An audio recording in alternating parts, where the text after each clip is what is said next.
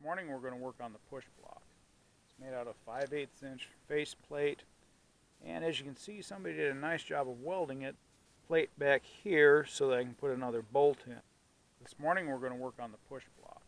It's made out of 5/8 inch face plate, and as you can see, somebody did a nice job of welding it, but did kind of a crappy job of squaring everything off. So what we're going to do is we're going to weld a plate in on the left and the right side to make it a little bit taller and a little bit wider. That'll be 1/2 inch steel.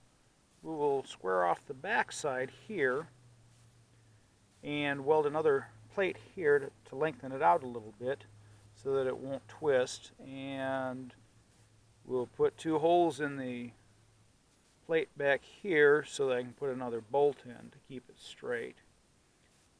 It'll take a little bit of time, but we'll get her going, and I'll show you the end result. And there it is. Got it painted a nice Alice Chalmers orange.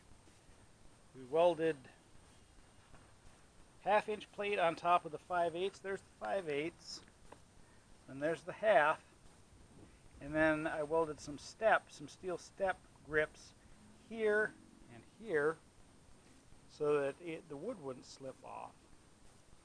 On the back plate here, put holes in it for more bolts and more stability. The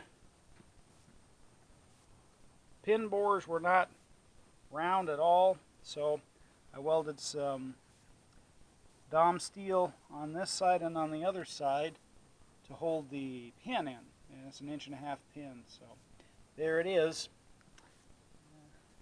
I'm happy with the way it turned out. Of course, it's not perfect, but it'll work. And it'll get it all put together. Well, here's the cylinder. Unfortunately, like the rest of the splitter, it wasn't abused, but it was neglected. As you can see, there's not much paint left to it. So we're going to throw a coat of paint on it just to make her look a little bit better and hopefully keep the rust away. I wire brushed the whole thing, cleaned her up, got it degreased. We'll get a shot of it after. The cylinder painted.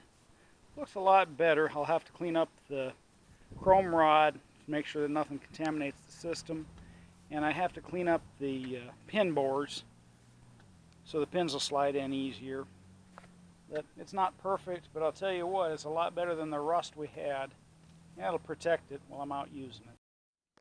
Well, after welding the C-channel onto the top of the splitter, found out that it wasn't quite deep enough, only 1.5 inches, and my forks are 2.5 inches thick, so they're hanging up about halfway back.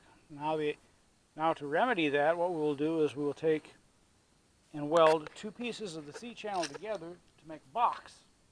It'll be 3 inches deep, and that way the forks can slide all the way to the back. There's the setup. I'm going to throw the welds on it, and we'll show you what it looks like when we're done cutting her down. Now we're finished with welding the C-channel together to make a box for the forklifts.